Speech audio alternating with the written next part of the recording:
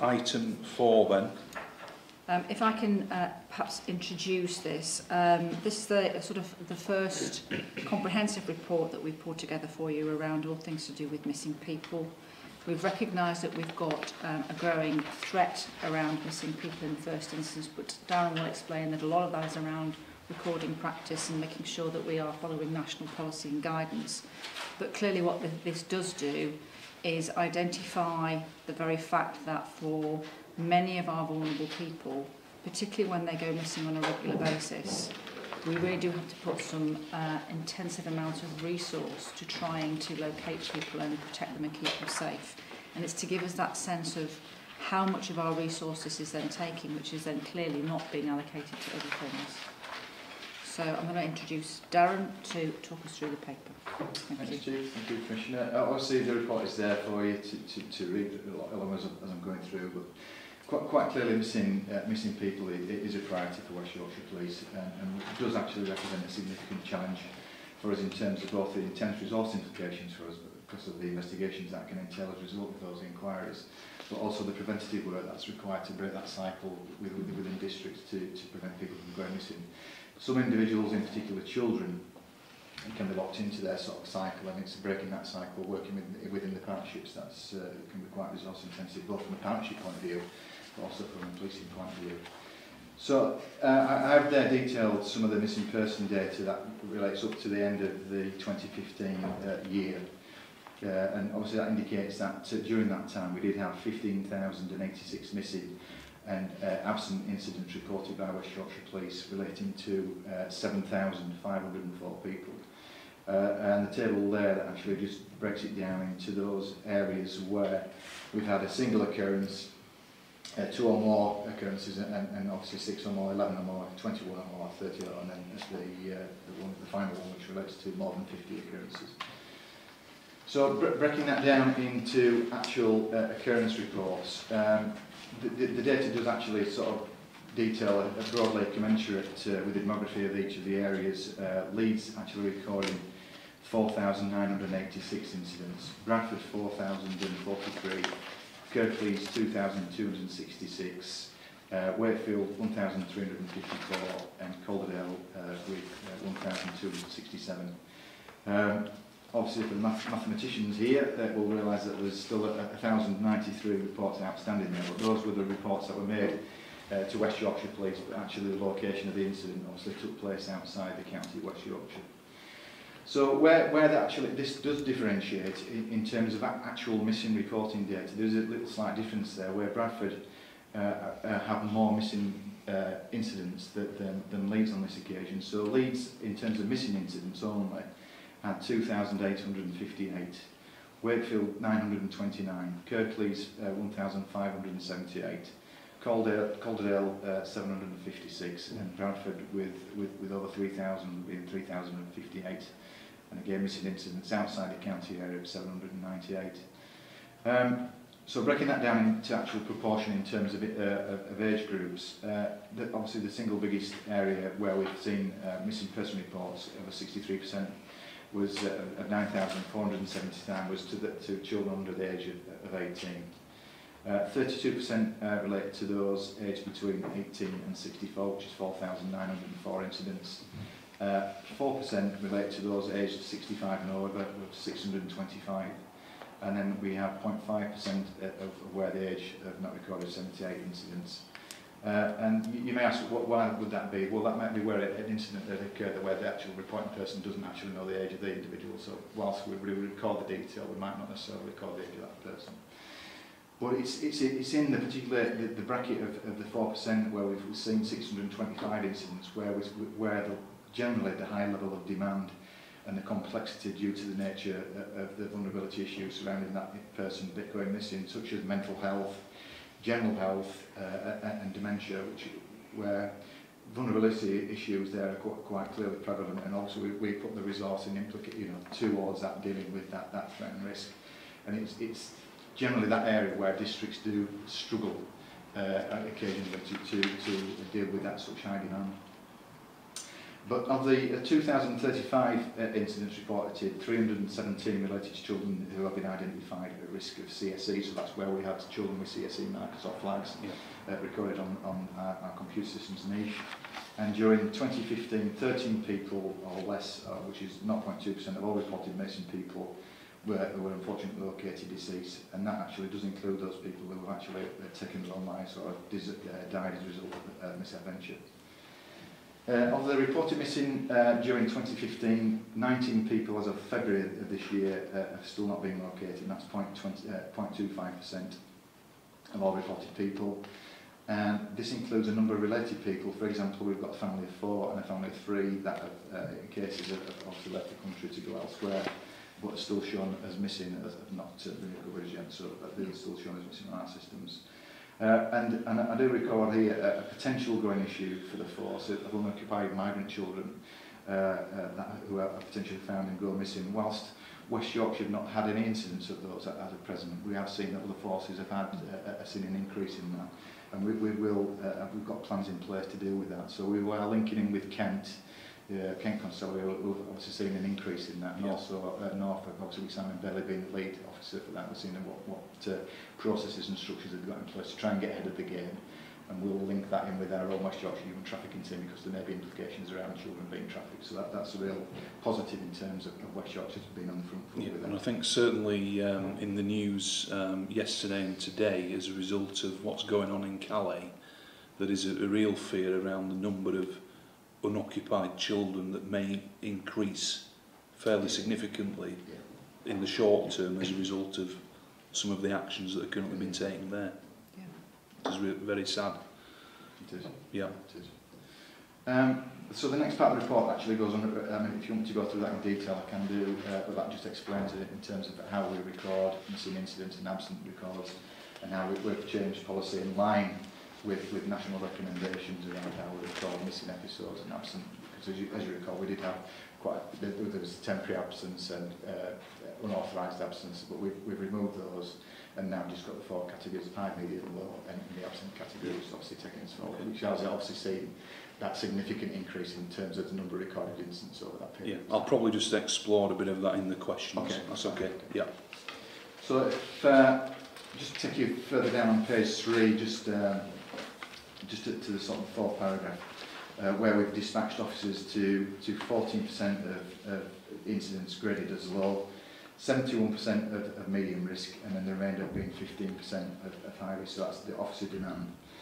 So actions obviously are taken in commensurate with the level of risk that are identified at particular circumstances. As I've indicated, high risk cases, the investigation is obviously directed by a senior officer. Either that of a superintendent rank or a detective chief inspector would sort of own that investigation to recover that individual, and obviously to identify witnesses, potential scenes, and so on as part of that ongoing inquiry.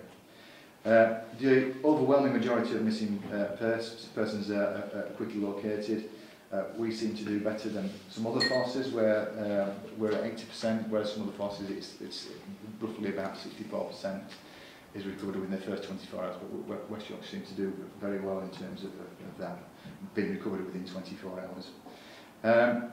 The return home and safe and well checks has been conducted in all cases where an officer has been dispatched following a missing home report, and again we're working with partners in order to improve that. The return interview obviously focuses on where that person has been, whether they've been subject to any harm, or whether that individual was wishing to make any disclosure. But obviously we share that information with the local authority in respect of vulnerable people, and particularly children.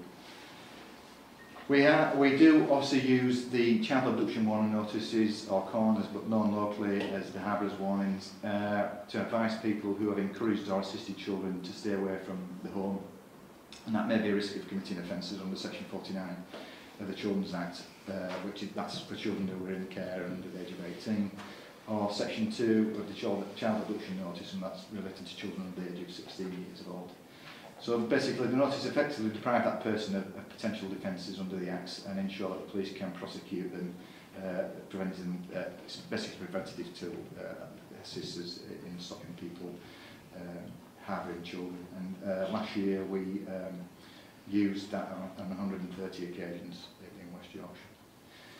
So the data around missing people is collated centrally and disseminated out to all districts and to their district senior leadership team, particularly the safeguarding leads, which informs them about the information regarding the most frequent missing individuals, and that then obviously breaks it down into individual cases, how many times that they've been missing over a period of time, and that obviously then triggers further work around whether they have strategy discussions around that individual relating to CSC or any sort of other vulnerability issues. And obviously we work with the partners in order to achieve that, and many, if not all of the districts do have that missing person coordinator role within the local authority, which again has been a significant improvement in terms of dealing with missing across West Yorkshire. As you're well aware, the West Yorkshire countrywide joint protocol, that's been agreed across all of the West Yorkshire policing districts now and the local authorities. And again, that gets the buy-in from all, getting that consistency across West Yorkshire in terms of who deals with what and what areas of responsibility that West Yorkshire Police and the local authorities deal with across the districts. And again, that has seen an improvement in terms of quality information coming into the districts as well as feedback from children themselves. So capturing the voice of the child in that has been a significant improvement.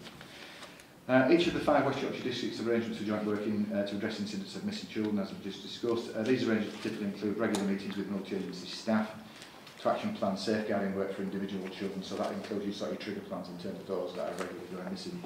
And it's probably at this point really I should mention that obviously we did have the workshop on the 10th of February where we had a group of best practice across the 5 policing districts, invited key individuals from the local authorities, but also the key one was Ofsted in terms of the volume around children that are missing from homes.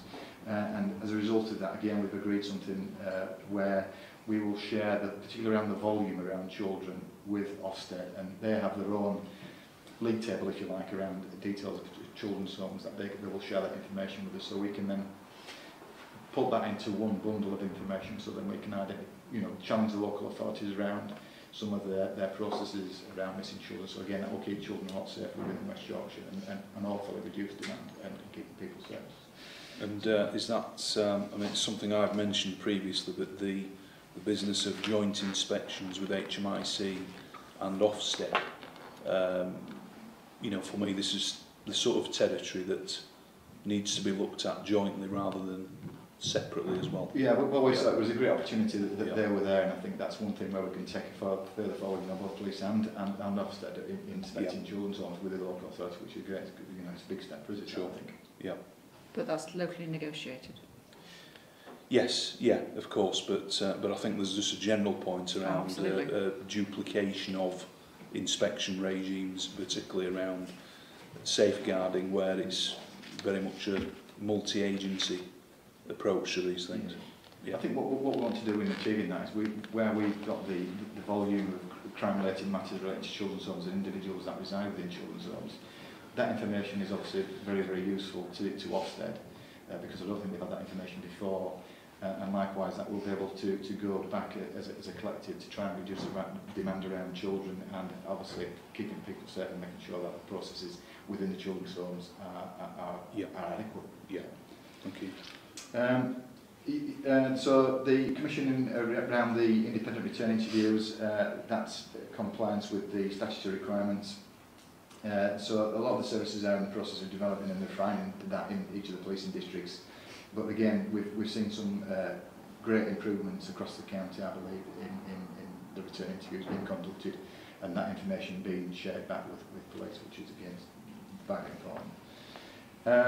The force has obviously taken the lead and really taken, back on being dementia friendly, but around the Herbert protocol across the county, we're taking big strides with that. We've done an awful lot of work with particularly the care homes around introducing the Herbert protocol, and that has actually seen a reduction in terms of the number of vulnerable adults going missing from care homes. But we've seen that as an opportunity again to expand that upon individuals getting the buy-in from family members, obviously very concerned about people suffering from Alzheimer's, dementia, etc. going missing. That just gives us on the front foot in terms of early recovery of that individual, making sure they're safe and well through the Herbert protocol. So a great bit of work has continued with that across the policing districts in introducing the Herbert protocol. And sorry, and is that a growing area of work and concern around numbers that are diagnosed with dementia? I think we have seen it. I think people have become more aware of dementia. I think because of particularly the awareness campaign that's gone on, which is obviously the right thing to do, linking in with the police officers. So the HERB protocol is not a massive burden on the police, but it really does give us the acceleration to investigate, to find that individual quickly, and spending that little bit of time at the early outset obviously does recover that individual quicker. And obviously, as I've said, that 80% recover within 24 hours, which is great. And particularly those that have vulnerable and suffering dementia, we need to find them as quickly as possible. I mean, we've been keen to support the national work that Simon Cole is leading on about what other things could we do. I mean, I think we've had conversations previously around some form of electronic monitoring would be incredibly helpful, but you'll need some national initiative behind that. You know, I think we talked before about, you know, I've got my Garmin on. Why could that not be adapted with a voluntary status for somebody who was vulnerable? But of course, there's going to be some privacy issues and everything else. But I think that national momentum is starting to build now about what options could be available through technology to help support and very quickly locate such vulnerable people. And we have got a bid in to the Innovation Fund around this sort of work, so we'll hopefully wait to see the outcome of that by the end of this month. It is the 1st of March today, isn't it? So yes, the end of this month we should know. Yeah. So just at the bottom of page 4, the FOSS has worked with partners in health over a number of years to introduce similar processes in hospitals and mental health, and again we're doing exceptionally well around mental health. And again, joint safety and contingency planning takes place to reduce the number of people who go missing from such locations and ensure their speed of recovery, which again is what we just touched upon. So just looking ahead slightly, we do face a number of challenges in the coming years. The volumes of reported missing incidents have increased. There are some explanations around that, but that was again around our recording processes. But clearly there is a demand on force resource, and the force is currently reviewing how our policy and practice is best suited to meet this growth as we move forward, and to ensure that we have effective services are targeted to those at most risk of harm. Significant proportions of those missing from our children, and clearly those with people with mental health also. And obviously, with the transient population across the county and the displacement of migrant families following the conflicts in the Middle East and other parts of Europe, we have seen an increase in migrant children being reported missing, particularly from Eastern European countries. And again, police and partners are working to address those issues, and I think that is down to communication and how families can report children who are missing as well, and having those support mechanisms in place to deal with those issues.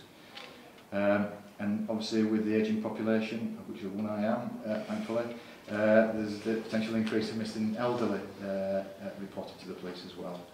But quite clearly, Commissioner, missing is a key area for the force.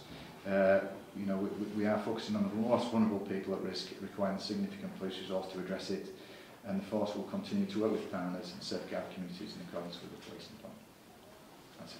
Okay, thanks, Darren. And perhaps as a result of what you've said and within the report, I mean, obviously the demand, the increase in numbers is clear to see. As you've said, a rise in from 5,680 in 2013 to more than 15,000 in 2015. And you know, I am aware of the changes in recording practices which have contributed quite significantly to that, along with the national policy and procedures which we've adopted as well. Obviously, I do really welcome the increased collaboration with our local authorities, which is absolutely crucial with regards to the multi-agency approach and the statutory obligations actually that we all have. And certainly I'll be doing whatever I can as Police and Crime Commissioner to continue that approach through my own partnership executive group in particular. I also recognise the work the force has done in adopting the Herbert Protocol, and adopting the dementia awareness and friendly approach from West Yorkshire Police, which is very commendable, and obviously I support that personally as well.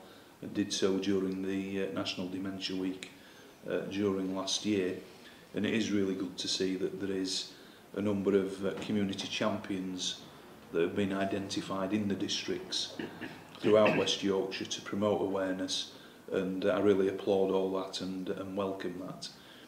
In terms of some specific questions, if we can turn to page 2.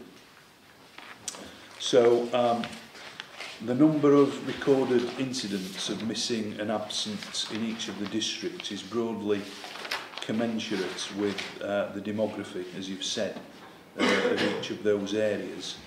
However, the number of actual missing reported incidents indicates a different demand, potentially. So the first question I have is there an explanation of this disparity and what's been done to try and establish any possible causes to that? Yes, I mean, well, I mean, obviously, that was one of the areas that I focused on. So given my new role, it was clearly one of the areas that the HMRC looked at when they came part of the vulnerability inspection. So do we have an understanding of what is absent, what is missing? And I think as part of my role, I need to sort of unpick the data that's produced locally or centrally around. Our Leeds recording more absences and there are missing incidents. Our Bradford recording more missing incidents than they are absence. And so it's trying to get a full understanding of that data. Are there particularly more children's homes within those locations? You know, and looking at this is where I talked about earlier on with Ofsted and seeing what data they have around, because obviously their protocol is obviously to make sure that children are reported to the police, etc.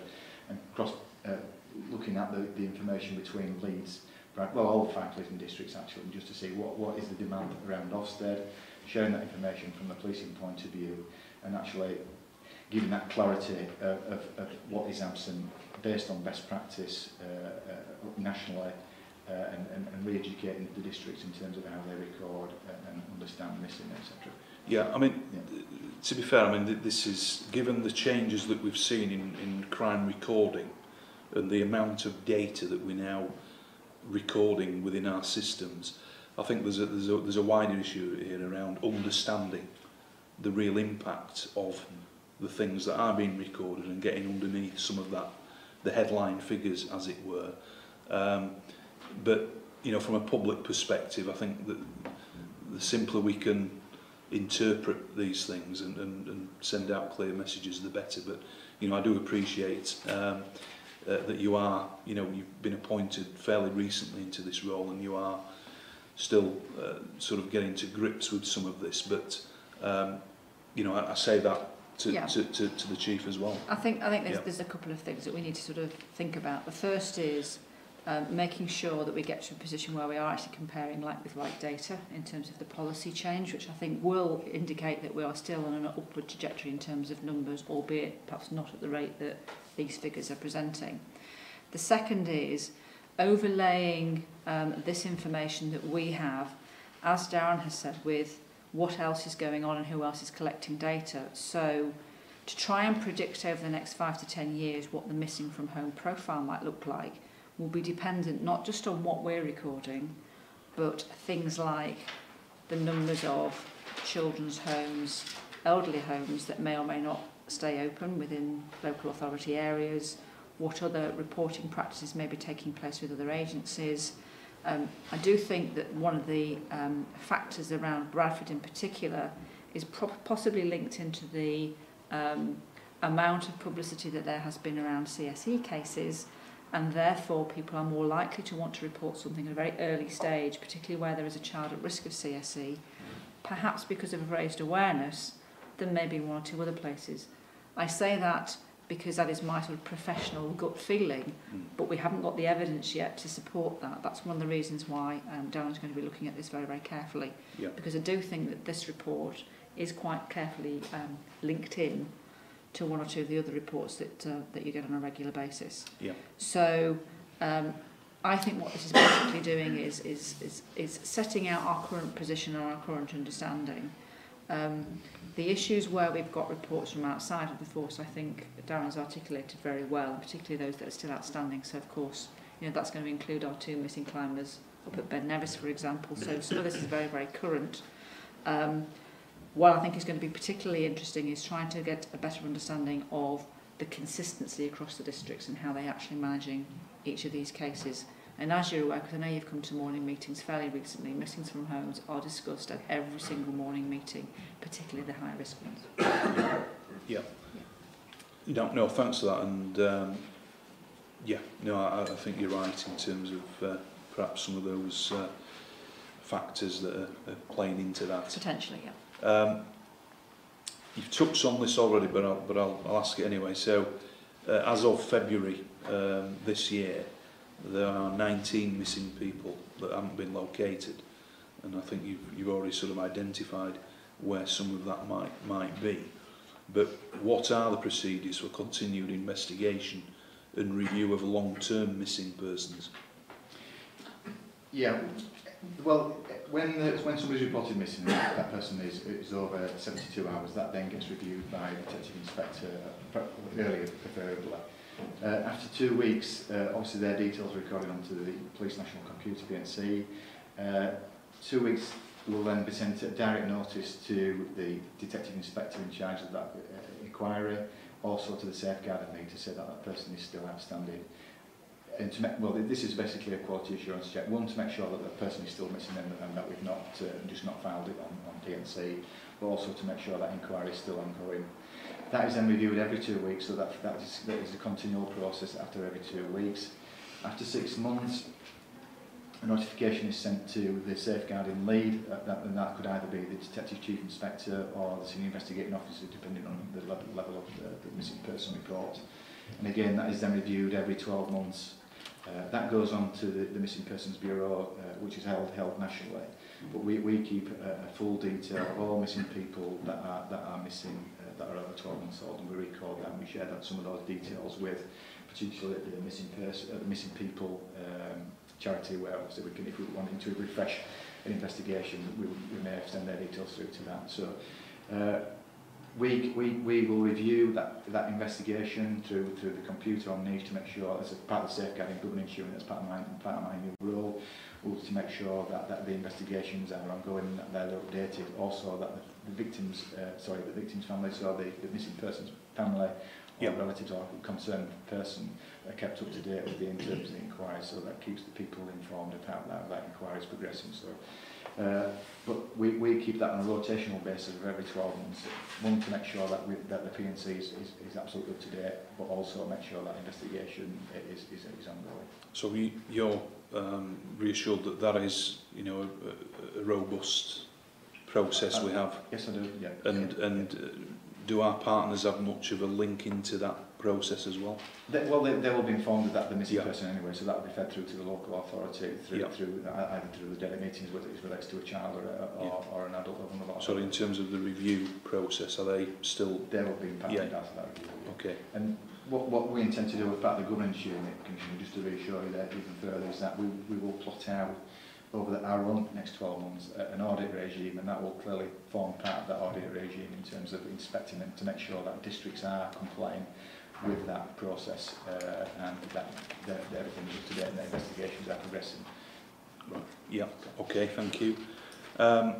Still on page 2, and we've touched on it already, but clearly the growing issue of unaccompanied migrant children and potential links to human trafficking. How is this being addressed? Are we working with our local authorities and other partners in tracing and trying to prevent wherever possible?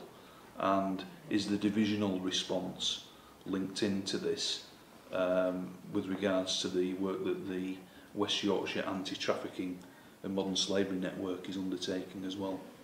Yeah, we've got obviously one of the officers who does sort of the key partnership work around the human trafficking teams. Obviously, it's Sergeant Mick Cole, and he has that great link in with all the fighters and local authorities. And certainly from the time at Calderdale, he was very visible in terms of sort of raising awareness around human trafficking issues. But in relation to unoccupied children that have been reported missing, as I indicated, we have not had a single reported person reported to West Yorkshire. But we see that as a potential threat or a risk to the force. So that's one of the reasons why we think it's really important that we are getting on the front foot with Kent and Norfolk Constabulary, just to see what processes they've got in place, particularly on Salmon Valley, we've obviously been the Child Protection League, but Kent have obviously experienced this, and see if we can learn any lessons from them and then put them into our own policy and procedure in relation to unoccupied children. I think this is a real big issue actually for the national network. Yeah. Simply because there's only certain points of entry into the country. Yeah. Our vulnerability would be Leeds Bradford Airport, and only Leeds Bradford Airport. We'd actually have to work across the region, depending on whether people are coming in through airports or ports. And that's why I think the national network has got a real opportunity here to try and brigade thinking, so that we've all got a similar approach. I do think it's going to be one of the unintended consequences potentially of the DRR process around CT looking at port security. But then, as the Home Secretary recently talked about, there's 26 different agencies involved in managing people, property and other issues at the borders. So there's a piece of work to be done there, I think, and if I may, the national network really ought to be getting to the table to have this very conversation to say, and what are you doing about this issue? Yeah. Yeah.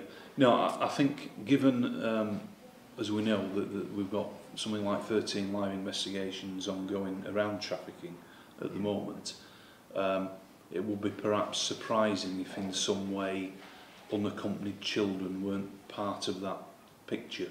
Yes. And that's the concern I've got around. I accept that their points of entry won't necessarily be West Yorkshire to start with, but for obvious reasons may end up in parts of our communities.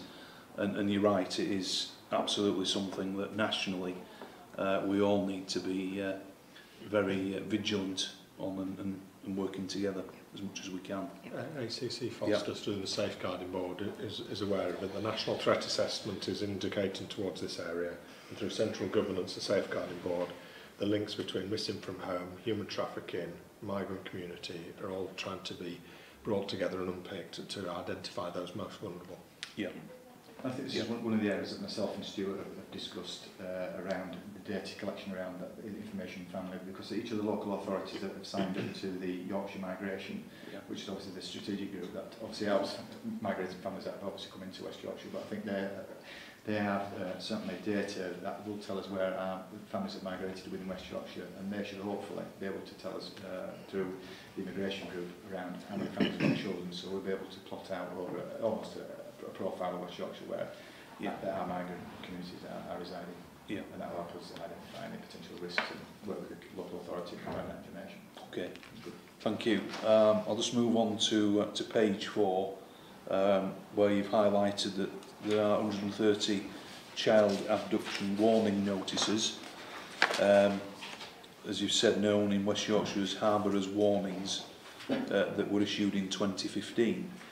Given the increased focus on child sexual exploitation and our investment in safeguarding, this is an increase on previous years, and is the number a figure that West Yorkshire Police feel is at the right level, given the numbers of children at risk around child sexual exploitation? My own sort of professional gut reaction is probably, I think, it's probably a little bit low, I'm being totally honest with you.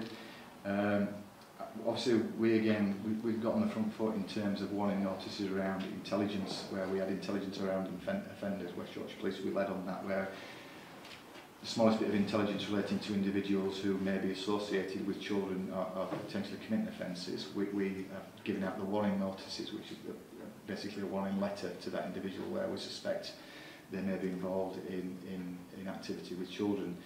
So again, that's something that from the data that we've presented, I think I need to go away and actually look at and compare with the number of warning letters that have been issued. And again, I can share that data with Stuart and obviously feed that into yourselves to see how many warning letters we've been issued in West Yorkshire in respect of offenders, and whether that's had an effect on the number of actually harbourers warnings that have taken place. They are preventative tools, obviously. Again, obviously I don't know how much you know around the actual harbourers warning, but again, there's no sort of statutory provision for us to impose that upon an individual.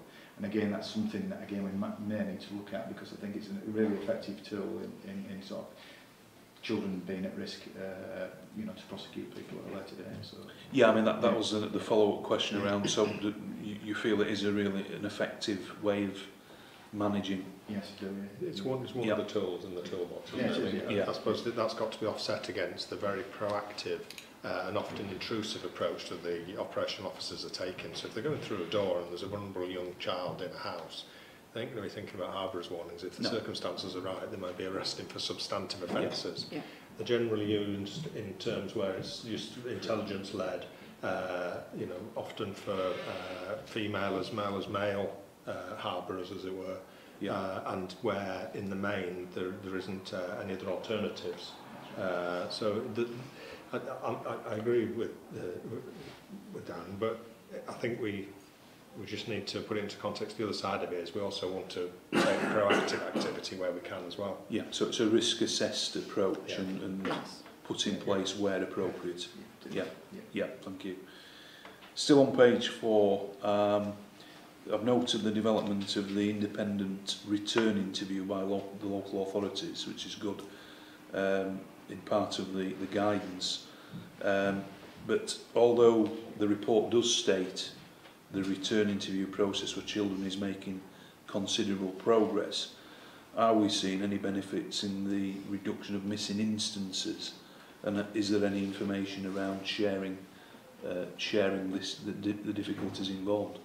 It's very, very difficult, obviously, with the increase in the number of recorded incidences that we've had to ascertain whether we've actually seen a reduction in incidences. But what the data does actually supply to local districts is breaking it down into individuals and to individual locations. So actually we can see if there has been a reduction in terms of the number of incidents and individuals that have gone missing over the period of time. And again, that's one of my key functions will be to assess and audit those, to see if we have got trigger plans in place in respect of homes, repeat individuals, to make sure to see we are having a reduction in terms of demand around individuals, and that we've got the necessary safeguarding measures in place for that individual. We have seen an increase across all the 5 policing districts in terms of the number of intelligence reports in relation to safeguarding, and indeed missing person reports. And again, some of the policing districts did have difficulties with the inconsistencies around which local authorities did the actual commission services, should I say, in terms of who actually undertakes that return interview. In some cases it might be in the third sector. I know that some districts have now gone to actually the local authority undertaking that role. Right. So we are seeing some better feedback, a more consistent regular update in terms of intelligence around those individuals. So assessment of risk and volume, I think, will over a period of time will come down. So I'm quite happy with that. Yeah, you know, I welcome that approach anyway, because I think hearing the voice of the child or the young person within the process is very important, and perhaps something that not just here, I think nationally hasn't probably been taken as much as it should have been in the past. And actually I've got some work underway around the voice called The Voice of the Child, around some analysis, and hopefully that will feed into to your processes within West Yorkshire Police. I think the key issue is, again, a sort of risk-based assessment that says where is it appropriate for us to speak to the child, because clearly we don't want to end up in a situation where we're trying to evidence gather on the one hand, and yet there's a preference to talk to somebody else. There's going to have to be some balance in all this. The beauty of the independent assessment is that more often than not there are additional pieces of information and intelligence that come into the frame, and it's been well evidenced that that's the best approach. Yeah. But at the same time we still need to be able to potentially have access to some of the people who do go missing on a regular basis, so that we can also try and understand what safeguarding means from our perspective. Yeah, absolutely. Yeah. Page 5. I accept that the future challenges that you highlighted are there, and again just reflecting the nature of the transient population, increased migration are clearly issues we need to take into account and put services in place to provide whatever support we can in tackling you know, the issue of missing persons. This is an area, I think, whilst we recognise that we've got a growing number of cases to manage, we're making really good use of technology. So our mobile data, forms and process and ability to take photographs and quickly circulate information is very definitely helping.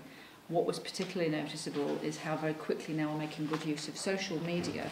And there's a good example at the weekend of a 16-year-old boy who went missing in Calderdale called Gene, and this particular individual was found very, very quickly through the use of social media. Somebody recognised the picture, very quickly contacted us, and before you know it, we've managed to get that individual back. So looking at it as a whole in terms of resourcing, yes, it's important that our first-line staff are very much aware and alive of what the policy, the protocols, the correct process is, but equally what opportunities there are in terms of use of technology to very quickly get us beyond that 80% of cases being resolved within that first 24 hours. So it's quite a complex resourcing challenge for us. It's not just about the numbers of people that we report to an incident, it's about what we can make best use of. Yeah, no, absolutely, thank you, yeah. Okay, well, I haven't got any further questions on that report, but thank you for providing that, and I think we've had a good airing of some of the issues there.